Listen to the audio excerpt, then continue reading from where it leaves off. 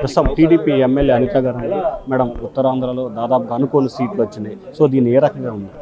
ఇది మేము అనుకున్న సీట్లే. ఎందుకంటే జగన్మోహన్ రెడ్డి చేసిన పదోపనలు, జగన్మోహన్ రెడ్డి చేసిన అన్యాయాలు, అక్రమాలు, అవినీతి ఇవన్నీ కూడా ప్రజలు గమనిస్తున్నారు. అందులో ఉత్తరాంధ్ర ప్రజలు అనేసరికి చాలా తెలివిగల ప్రజలు, వాళ్ళందరూ కూడా ఫ్యూచర్ ఆలోచించే ప్రజలు.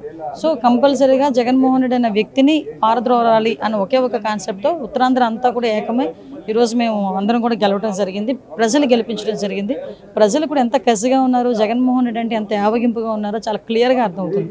వై నాట్ 175 అన్న వాళ్ళు కూడా ఈరోజు ఇంట్లో కూర్చునే పరిస్థితి ఈరోజు కనిపించింది.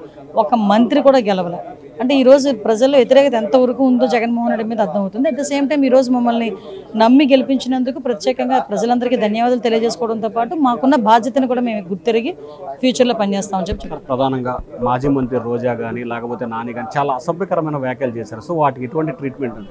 అసలు వాళ్ళ గురించి ఈ టైంలో మాట్లాడుకోకపోవడమే మంచిది. ఎందుకంటే కొంతమంది గురించి మాట్లాడుకుని మా మూడ్ చెడగొట్టుకునే పరిస్థితి కాదు. వాళ్ళకి సిగ్గుపడాలి.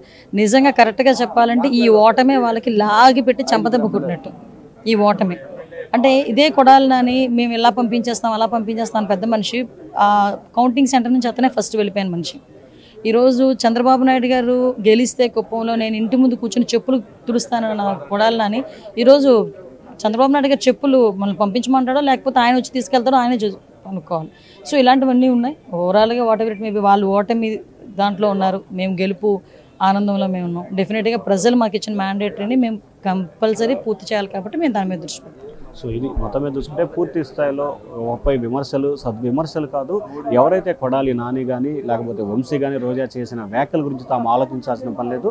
నాని చంద్రబాబు గెలిస్తే చెప్పులు తుడుస్తానన్నాడు, ఊరులు పెట్టి పాడిపోతా అన్నారు. మరి చెప్పులు ఎప్పుడు తుడుస్తాడో చెప్పాలని చెప్పి కూడా ఎమ్మెల్యే అనిత అంటున్నారు vote studio. For more videos like this, subscribe Big TV channel.